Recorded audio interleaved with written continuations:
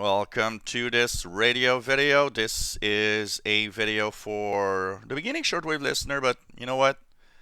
Even at 35 years plus of radio listening that I have, I would say that I'm still learning a lot about shortwave and things that I didn't know of. So I think at any age, and however how long it you've been listening to shortwave, there are things that sometimes you just realize one day, oh wow, okay. So we're going to talk about target areas and why you sometimes hear something that's not meant for your target area. First of all, remember one thing. There are no boundaries for radio signals on shortwave. Borders don't exist and countries don't exist. And basically, a signal will go on as long as propagation will let it propagate. Of course, with a limited effect. The farther away you are from a signal, the weaker it gets. And that is why something from far away sometimes is weak, but not always. You know, propagation on shortwave is just amazing. Sometimes a very, very weak signal or something that's transmitted with very low power can be almost like local, even if it comes from the other side of the world, if propagation is good. And a 500 kilowatt signal might sound like crap because propagation is bad. So this, what you see here is something I found on Google Pictures. It's apparently a Radio Vatican radio map of target areas. Now you see that there's these triangles. You see the blue triangles from Greenville here. So for example, that's showing us, well, my target area for a broadcast here from Greenville is towards South America. That's why you see this triangle. And the reason why the triangles tend to get larger is because the radio signal is focused, but it tends to kind of, get wider and wider. Of course, the wider it gets, the less it's focused. The less it's focused, the weaker it probably will get. But you know what? Pretty surprising what you can have here. So that means, for example, that people here in this target area will have the strongest signal. That's why they have these triangles up to a certain point. They're going to say, well, this is where it's the strongest, hopefully. But you know what? It doesn't stop sharp like this here. If you live here, or if you live in Argentina, well, you know what? You're going to hear it. You're going to hear it because you're in the path. The signal continues here. It's just that you're farther away. It probably will be a little weaker as you get farther away from the transmitter site. Same thing. You see here these triangles. For example, you've got one here that is from Asia, but transmits towards Africa. Well, continue to widen the triangle if the frequency is right. You know what? Look at that. If you widen the triangle, it's going into Europe also. It's going into West Africa. Even though it's probably meant mostly for maybe the Middle East or West Africa. Another example here is a transmission that is for West Africa, going not even the Arabian Peninsula here, Saudi Arabia's here. But you widen this, if you widen the triangle, well, Europe will be hit by this signal as long as you obey one rule. The frequency used for that transmission can propagate at the time you want to listen to your target area. Now, let's take another example. I have a map here that I got on the internet. So this is a world map. Now, here's the thing. I'm located here in Montreal, so I'm going to put a little dot. Here I am. Montreal somewhere here, okay? A little somewhere here. Maybe a little more south than that, but you get the drift. Now, say that Radio Romania, so Romania is here, and they're transmitting to West Europe. And that's one example that we have in the at 2030 UTC. I think it's 9760. It's intended for Western Europe. So they transmit that way for Western Europe. And here is the target area for that broadcast. But 9760 at 2030 can propagate to the east coast of North America. And that's what's happening. Signal is continuing over the Atlantic and gets to my target area. So what you need to check when you look at a frequency list is the target area. Can it be heard where I am? An example that I'll give you again, and let's I'll just exit this and we'll go back into editing here. I'm gonna go down here. Now let's edit this map again, thanks to Microsoft Edge editing, which I love using. Now in the afternoon here we have BBC French that I listen on 15180, usually packs a good signal into Montreal. Now that comes from Ascension Islands, which is somewhere here. So let's just make sure that I can, okay. So Ascension Islands is somewhere here, okay. Oh, here it is, it says Ascension, a little more center. They are broadcasting towards West Africa. So let's make a V like this. And let's make another V that is widening like this. Now, even if you're, not inside this V, there's still some signals here. Shortwave, like I said, isn't something that, stops here. It doesn't have a wall. It doesn't have strict rules that are, okay, the signal is going to stop exactly at that place. These curtain antennas that they typically broadcast to a certain area are very wide. And so the signal is, say this area will be very good signal. And let's say that a second area here that will do like this. If the frequency is good, this one will be okay.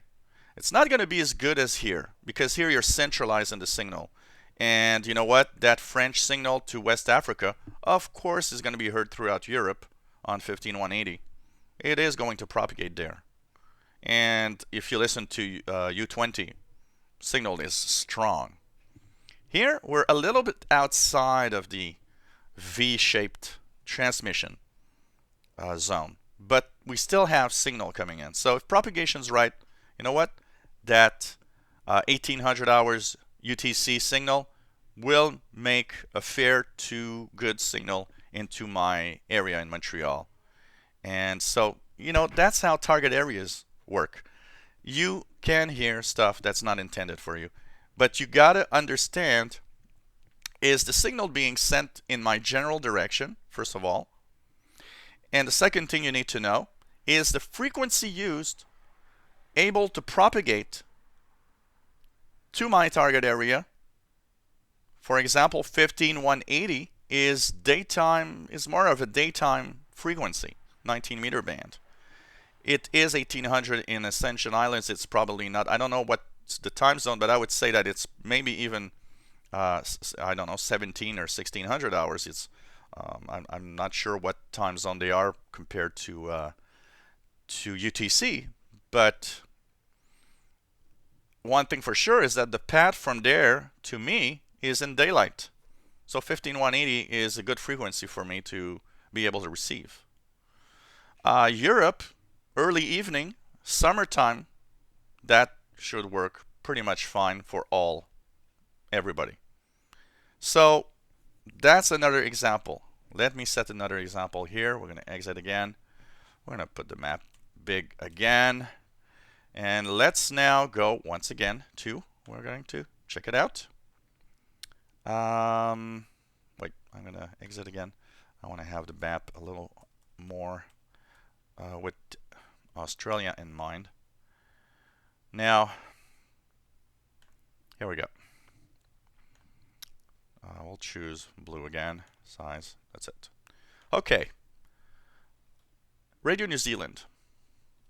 An example of, target area. Radio New Zealand does not broadcast towards North America, but they broadcast for the Pacific area right here. So they are going to broadcast, say, like this, and the V is going to continue Okay, let's continue it like something like this.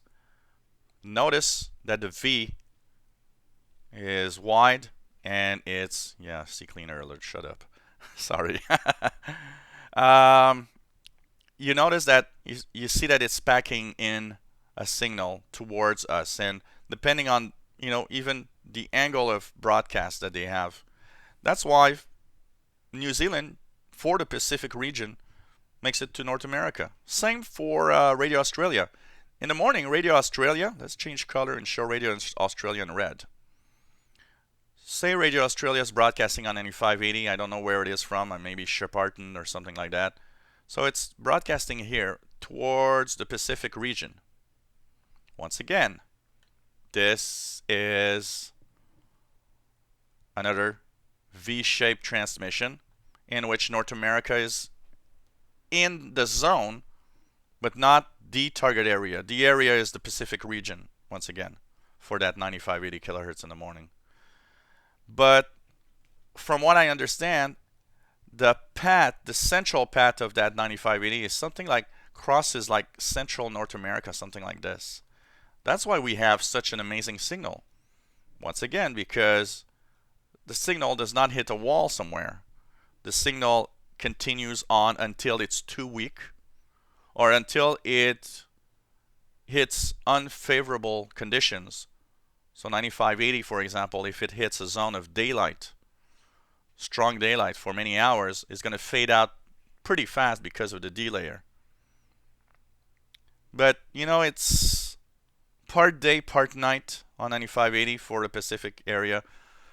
There's also the fact that if a signal is propagating over the ocean, it tends to propagate much better and go farther away than when it propagates through land. So that's something to take into account. But, check the target areas. Where are we transmitting to or from? First of all, where from, where to? Is it in my general zone? Well, is it a frequency that would propagate because of the day-night shift pattern? Sometimes it's halfway. So sometimes you'll have a frequency that's going to be, well, it's half of its distance in darkness and half of its distance in daylight. Well, some frequencies like 15 megahertz or 13 megahertz or 11 megahertz might actually make that, but maybe not 6 megahertz or maybe not a 16 meter band frequency like 17 megahertz. So, it is a complex thing, but it's something that's manageable, that you can understand. And I hope this little drawing here that I'm doing can make you understand that. Another example of frequencies that, for example, in Europe, I know the signal is really strong. Channel Africa and South Africa. Let's put this one in yellow. Channel Africa transmits from down here. And it transmits towards Africa. So it's going to try to get pretty much a good V signal like this. But look at that. Europe is in it. And of course, if I try to listen to 15235 on U20 in Europe, it is super strong. So it not only reaches Africa, it reaches Europe easily. And we're farther away from the central part of the signal, but in good propagation, it actually packs a medium strength signal here, even in the east coast of North America.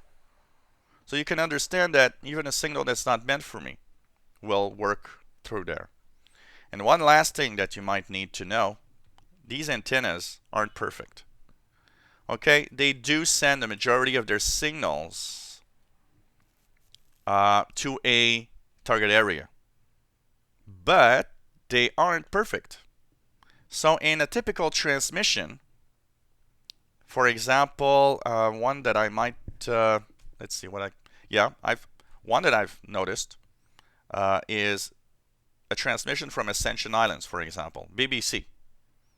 And BBC, instead of broadcasting through Western Africa, which gives me a chance, sometimes they're broadcasting more towards Central Africa. So their V-shaped signal is more like this. Central Africa is hit. Well, these antennas aren't perfect. So there are part of the signal that might still come from what we say the back side of the antenna. It's not towards me at all. But once again, when it's transmitting, there's a small part of the signal that also is transmitted around it from the back side of the antenna. So it might be weaker. Sometimes it might be very weak.